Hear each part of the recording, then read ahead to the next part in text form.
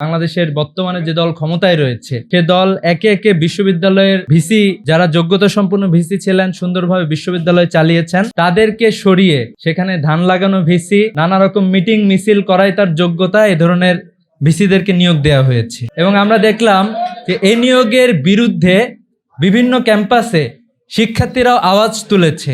আপনারা দেখবেন যে গত দুদিন আগের ঘটনা ডুয়েটে একই ঘটনা ঘটেছে যে সকল শিক্ষার্থীরা শিক্ষকরা মিলে প্রতিরোধ আন্দোলন গড়ে তুলেছে এবং আমরা দেখলাম সেখানে নির্মমভাবে হামলা চালানো হয়েছে বলে আমরা দেখেছি। তো আমরা আসলে বাংলাদেশের যে শিক্ষা ব্যবস্থা রয়েছে এই শিক্ষা ব্যবস্থায় তো সরকারের কাছ থেকে আমাদের প্রত্যাশা অনেক বেশি ছিল। বর্তমানে যে শিক্ষা ব্যবস্থা আছে সেই শিক্ষা ব্যবস্থা তো আমাদের জাতির মৌলিক কোনো রিফ্লেকশন আমরা এখানে অনেক ক্ষেত্রে দেখি না, কারণ আমরা জানি যে এটা হচ্ছে এক্সটেনশন। ব্রিটিশরা যে শিক্ষা ব্যবস্থা তৈরি করেছিল তাদের একটা লক্ষ্য উদ্দেশ্য ছিল, তাদের লক্ষ্য উদ্দেশ্য ছিল যে বাংলা ভাষাভাষীদের মধ্যে তারা তাদের দোভাষী তৈরি করবে। আমরা দেখলাম যে বাংলাদেশে 47 হয়েছে, নতুন দেশ পাইছিলাম, 71 নতুন দেশ পেয়েছি, কিন্তু এরপরও আমরা দেখতে পাচ্ছি যে অতীতের যেই ব্রিটিশরা যেই শিক্ষা ব্যবস্থা রেখে গিয়েছিল ভঙ্গুর শিক্ষা ব্যবস্থা, এটাই জোড়াতালি দিয়ে এটাকে আমরা সামনের দিকে এগিয়ে নিয়ে যাচ্ছি। তো এই জায়গা থেকে আমরা মূলত যেটা চাই যে বাংলাদেশের শিক্ষা ব্যবস্থায় আমূল পরিবর্তন দরকার। আমাদের শিক্ষা ব্যবস্থা পুরোপুরি ব্যর্থ হয়েছে।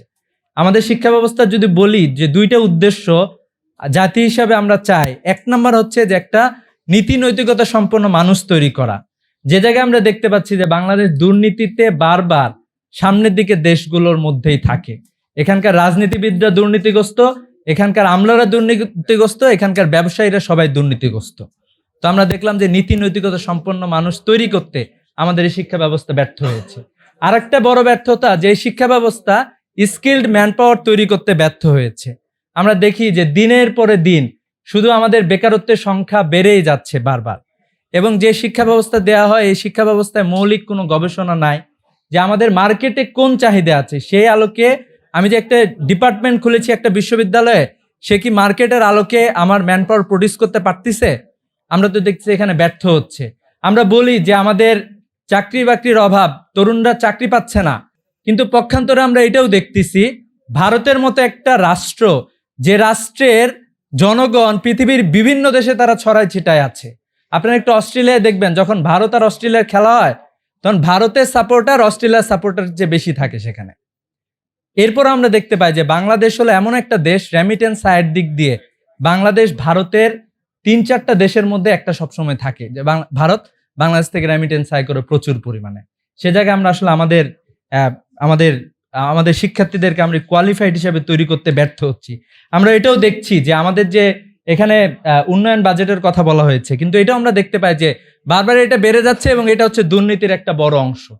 আপনারা একটু শিক্ষায় দেখেন যে আমাদের যে শিক্ষায় ব্যয় করা হয়, শিক্ষা ব্যয়ের একটা বড় অংশ হচ্ছে অবকাঠামো নির্মাণ। অবকাঠামো লাগবে আমাদের, কিন্তু বড় ব্যয়টা সেখানে হয় আমাদের শিক্ষার কোয়ালিটি এনশিওর করার জন্য। আমাদের শিক্ষকদের বেতন এশিয়া মহাদেশের সবচেয়ে কম হচ্ছে বাংলাদেশের শিক্ষকদের বেতন। আপনারা একটু তাকায় দেখেন বাংলাদেশে প্রাইমারি স্কুলের যা বেতন, ভারতে একই শিক্ষক তার বেতন হচ্ছে ডাবল। তো এভাবে করে আমরা দেখি যে বাংলাদেশের শিক্ষা ব্যবস্থায় সরকার বারবার ব্যর্থ হয়েছে। আমরা বারবার বলে এসেছি বাংলাদেশ ডেমোগ্রাফিক ডেভিডেন্টের মধ্যে আছে, এখানে তরুণ সংখ্যা অনেক বেশি। এই তরুণদেরকে যদি আমরা ঠিকঠাক মতো গড়ে তুলতে পারি বাংলাদেশকে আর পেছনের দিকে তাকাইতে হবে না। আমরা যে কয়েকটা দেশকে দেখেছি যে উন্নতির শিখরে আরোহণ করেছে, তারা মালয়েশিয়ার কথা বলি, ভিয়েতনাম তাইওয়ানের কথা বলি, অথবা দক্ষিণ কোরিয়ার কথা বলি, সবাই দেখবেন যে এই ডেমোগ্রাফিক ডেভিডেন্টটাকে কাজে লাগিয়েছে। কিন্তু আমরা এটা তো দেখছি যে আমাদের সরকার বারবার ব্যর্থ হয়েছে। আমরা এটা আজকের এই সেমিনার থেকে আমরা দাবি জানাতে চাই। আমরা দেখেছি যে বিগত যে সরকার ছিল, এই সরকার ফ্যাসিস্ট যে সরকার ছিল, এই সরকার 28 লক্ষ কোটি টাকা বাংলাদেশ থেকে পাচার করেছে। তরুণরা এই সরকারকে বাংলাদেশ থেকে বিদায় করেছে, সেই সরকারকে। এজন্য আমরা বলতে চাই যে এই যে 28 লক্ষ কোটি টাকা বাংলাদেশ থেকে পাচার হয়েছে, সেটা ফিরিয়ে আনার জন্য বর্তমান সরকারকে কার্যকরী পদক্ষেপ গ্রহণ করতে হবে এবং সেই 28 লক্ষ কোটি টাকা বাংলাদেশের তরুণদেরকে ট্রেনিং এর জন্য ব্যয় করতে হবে। এটা আমরা দাবি জানাচ্ছি। বাংলাদেশের প্রত্যেকটা সেক্টরের তরুণরা কোয়ালিফাইড। আপনি একটু দেখবেন যে তরুণরা সাংবাদিকতা করতেছে, তারাও নানা ধরনের যোগ্যতা সম্পন্ন। যে তরুণটা বাংলাদেশের বিশ্ববিদ্যালয়গুলোতে পড়াশোনা করতেছে, বাংলাদেশ থেকে বাইরে গিয়ে তারা পিএইচডি ডিগ্রি অর্জন করতেছে এবং সেখানে যাই সবচেয়ে ভালো রেজাল্ট করতেছে, কিন্তু বাংলাদেশে আমরা আসলে সেই পরিবেশটা দিতে ব্যর্থ হয়েছি। তো এই জন্য আমাদের প্রত্যাশা হলো যে একটা বাজেট হবে, এই বাজেটটা যাতে চিন্তা চেতনা করে, এটা যাতে ভালোভাবে গবেষণা করা হয় যে কোন কোন সেক্টরের মানুষ দরকার, কোন কোন জায়গায় আমরা তরুণদেরকে ট্রেনিং দিব, কিভাবে তাদেরকে ইফেক্টিভ কাজে লাগাবো। আমাদের বেকারদের নিয়ে, এই যে বাংলাদেশের এত প্রায় অসংখ্য বেকার রয়েছে, এই বেকারদের নিয়ে সরকারের বাজেটের মধ্যে আমরা চাই যে বাজেটেও এটা একটা বিশেষ খাত হিসাবে গণ্য হবে। কারণ এত বিশাল একটা প্রজন্ম, তরুণ প্রজন্ম যারা কাজ করতে চায়, যারা কাজ করার জন্য আগ্রহী, তাদের কোন কোন জায়গাগুলোতে যাওয়ার সুযোগ আছে। স্পেশালি আমরা জানি যে বাংলাদেশে প্রচুর মানুষ আছে যারা বিদেশের বিভিন্ন দেশে থাকে,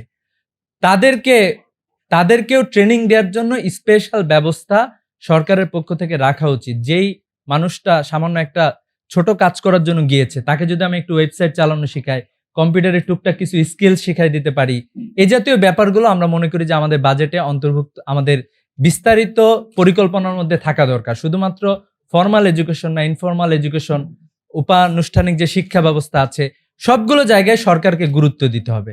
আমরা জানি যে টেকনোলজি অনেক দূর আগায় গিয়েছে, এআই সহ অনেক তথ্য প্রযুক্তির সামনে অনেক কিছু ডেভেলপ হবে।